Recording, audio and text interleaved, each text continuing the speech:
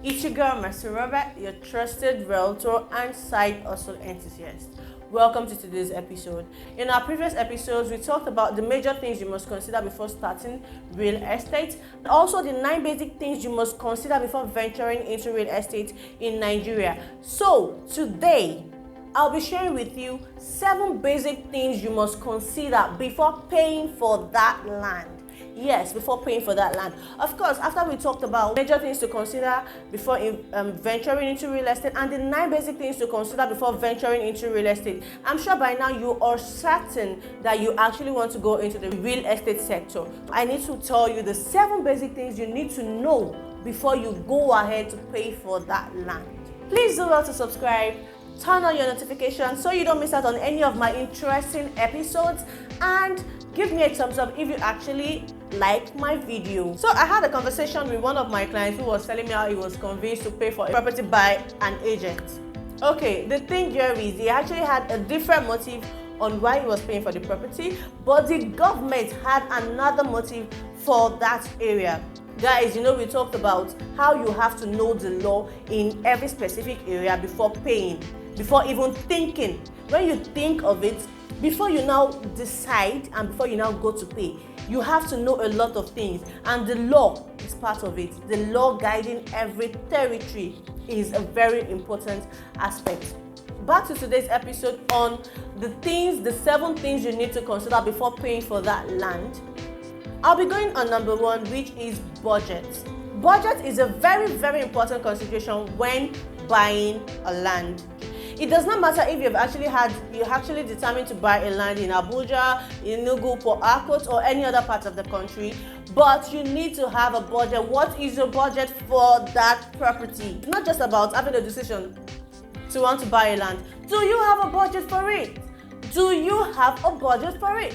A budget is very important. Even in our everyday life, in our everyday expenses, budgeting is a very important part of our everyday life. Now imagine you're not budgeting for real estate. How on earth do you want to do that? You have to know your budget. You have to have a budget for it. It is very important to make your research on the cost of buying a land and the extra expenses on that land. And the extra expenses the land is going to accrue. Yes, a budget serves as a guide. It helps you spend your money wisely. It also gives you value for your investment. The returns determines your budget. Examples of the extra expenses you should always consider in your budget is we have the agency fee, we have the legal fees, we also have the cost of putting up a fence when you buy your land if you're not ready to immediately build. We also have the cost of getting all the required documents. Don't think, okay, because I just paid for the land and that is all. Guys, there are accrued expenses on every land. Yes, I just mentioned the agency fee, I just mentioned the legal fees, I just mentioned the cost of putting up a fence, and I also just mentioned the cost of getting all the required documents, from the government document to every other document you need to get on that land. These are definitely the kind of expenses you want, extra expenses you want to add to your budget from the onset to avoid having financial headaches after paying for that land. Number 2 is location of the land. Yes, there is definitely more to buying a land.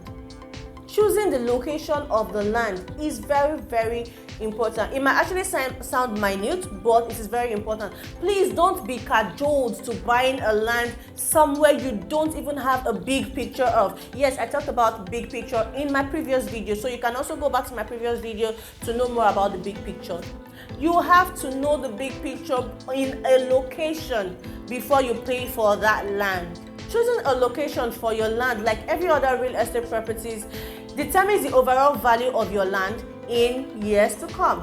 The amount a particular land might be sold is dependent on a lot of factors, one of which is the potential growth of the area. In as much as land does not depreciate, having a land in a strategic location would increase the value on the sales of your land in years to come.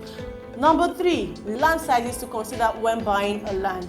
As a landowner, you might have come across various terms used such as plots, acres, hectares, square meters, and all. You have to get familiar with these terms and know the differences. These are the different sizes, and they also play vital roles in the price of the land. You have to be aware of the appropriate size of the land. Hence, familiarizing yourself with these terms is a good way to start. I'll actually be talking extensively on this in my subsequent videos. So now, number 4 on today's episode is land appreciation. A land is the only asset that does not depreciate over a given period of time. According to Oprah Winfrey, she said, and I quote, "God is not making any more land." Yes. So what this actually means is your plot of land in Lekki will remain a plot if it is actually untouched. 5 acres of land will remain 5 acres of land if it's actually untouched. This actually is nature's gift to man. Land is one of the best ways to invest. Land appreciates and never depreciates. So you don't expect to buy a land today, you buy a plot today, and you think in the next 5 years it's going to be 6 plots. No, God is no more making lands.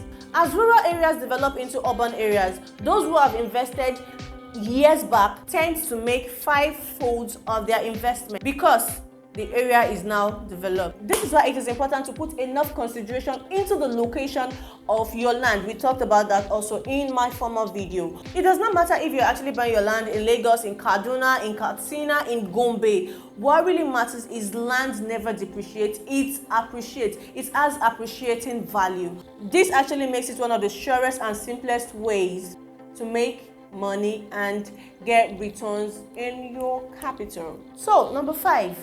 What is the purpose of buying that land? As the story I shared at the beginning of this video, it is very important you have a purpose for buying a property and you are sure the law in that territory accepts what your purpose is. The story I actually shared ended this way. He actually had the mind of building a residential unit, not knowing that the government actually divided that area for commercial units. He actually wanted to build a residential unit, but the government's purpose for that area is commercial. So there was clash of interest, but the people who actually sold the land to him, they were actually still pushing him, saying you can build whatever, the land is now yours and all. But guess what? The government came with their stamp. Construction stopped. He had no other option. He had to convert it to what the government wants. So please know the purpose of you buying that land and be sure, be very, very sure that your purpose and that of the government is in sync, so you don't have issues at the end of the day. If you definitely want to make the best value of your investment, you need to ask yourself that question: what purpose would this land serve? This would actually help you decide on many things when the purpose of the land is defined. Focus on the reason why you're buying this land and let it be defined. There are also a lot of purposes to consider before buying a land, which I'll be sharing in my next video. Please keep a tab on this channel so you don't miss out on that. Number 6 on today's episode is availability of social amenities. Yes, you have to consider this before paying for that land. The importance of this can never ever be overstressed. You don't want to buy a land where there are no social basic amenities. No matter the purpose at which you're buying a land, you have to put into consideration the basic amenities available. You don't, either commercial or residential. You don't want to buy a land in a place where there are no access roads, where there are no hospitals, where the environment is not serene enough, where the security of the environment is zero. You don't also want to buy a property in a place where there is no hospital. It is a no-no. Nobody wants to move into that kind of property. Nobody wants to move into that kind of area. So you also have to ask yourself this question: the location of your land, is it well networked? These are also things that you have to put into consideration before paying for that land. Number 7, which is also going to be the last for this episode, is the mode of payment when buying a land. This can actually look ordinary, but it is really, really important. The mode of payment is really vital. This might be the only reason why you are duped or not. Mode of payment. No matter what you do not pay in cash. No matter what you do when buying that land, do not pay in cash. You definitely want to have everything documented, from the cost of the land to the survey fees, no matter how minute that payment might be. In as much as you are paying for a land, no matter how minute the amount might be, please make sure everything is being documented. So that way, I would advise, and I would always tell people that the best way to pay for a land is either paying through checks or bank transfers.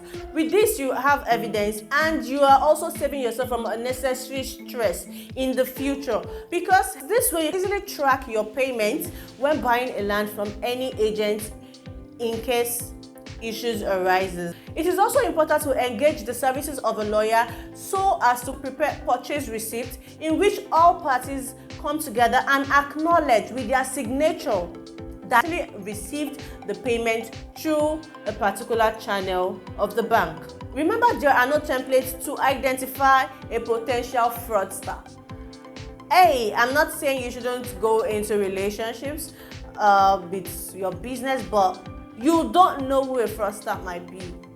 No matter how into each other you think you are, you want to trust, but I'll still keep telling you that you have to take your real estate investment as a very serious business. I'm saying this because the money you're actually paying for this property, for this investment, is not small. It's not, even if it is small, it is your sweat, and you actually want to get returns on your investment. So please try not to make these mistakes people make, believing or trusting their relationship with the landowner or the land seller.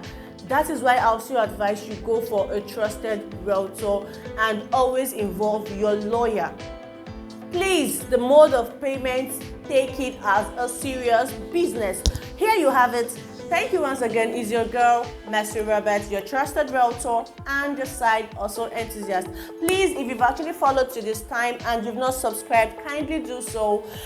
Click the like button. If you actually love this video, please give me a thumbs up and turn on your notification so you don't miss out on my next episode. And if you also like this video and you think you want to know more, please go back to my previous videos and keep a tab on this channel.